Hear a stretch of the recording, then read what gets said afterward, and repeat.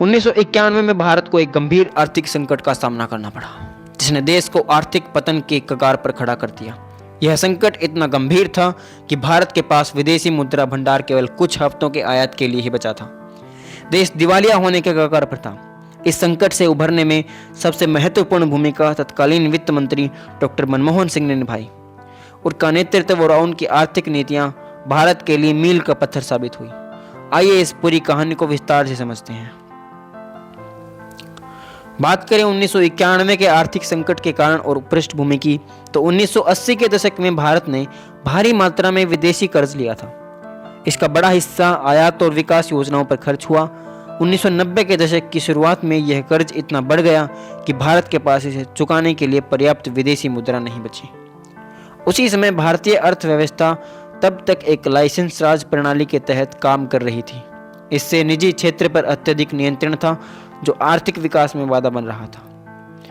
1990 से 91 के गोल्फ युद्ध के कारण तेल की कीमतें आसमान छू गई, जिससे भारत का आयात बिल और बढ़ गया। और साथ ही राजीव गांधी की हत्या और अन्य राजनीतिक उथल-पुथल ने निवेशकों का भरोसा भी हिला दिया, जहां हमें पुराने डरे को छोड़कर नई दिशा अपनानी होगी। भारत ने अपने विदेशी मुद्रा भंडार को बचाने के लिए 20 टन सोना अंतर्राष्ट्रीय बाजार में गिरवी रखा। यह एक अस्थायी लेकिन जरूरी कदम था। लाइसेंस राज को खत्म किया गया, जिससे उद्योगों को स्वतंत्र रूप से काम करने की अनुमति मिली। औद्योगिक क्षेत्र में विदेशी निवेश के लिए दरवाजे खोले गए। सरकारी क्षेत्र के उपक्रमों का भी निजीकरण किया गया। सरकारी नियंत्रण को कम करके निजी क्षेत्र को बढ़ावा दिया गया। भारत को वैश्विक अर्थव्यवस्था का हिस्सा बनाया गया। आयात और निर्यात नीतियों में भी सुधार हुआ।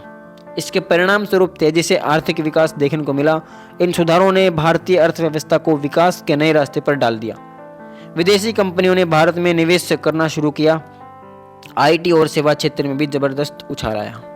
भारत आज जिस तेजी से आर्थिक विकास कर रहा है, उसकी नींव 1991 के सुधारों में ही रखी गई थी।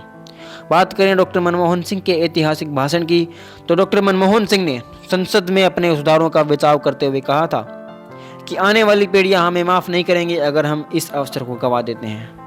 यह भाषण भारतीय अर्थव्यवस्था के इतिहास में एक प्रेरणादायक क्षण बन गया। 1991 का आर्थिक संकट भारत के लिए एक चुनौती थी, लेकिन डॉक्टर मनमोहन सिंह और पीवी नरसिम्हा राव की दूरदर्शिता ने इसे अवसर में बदल दिया।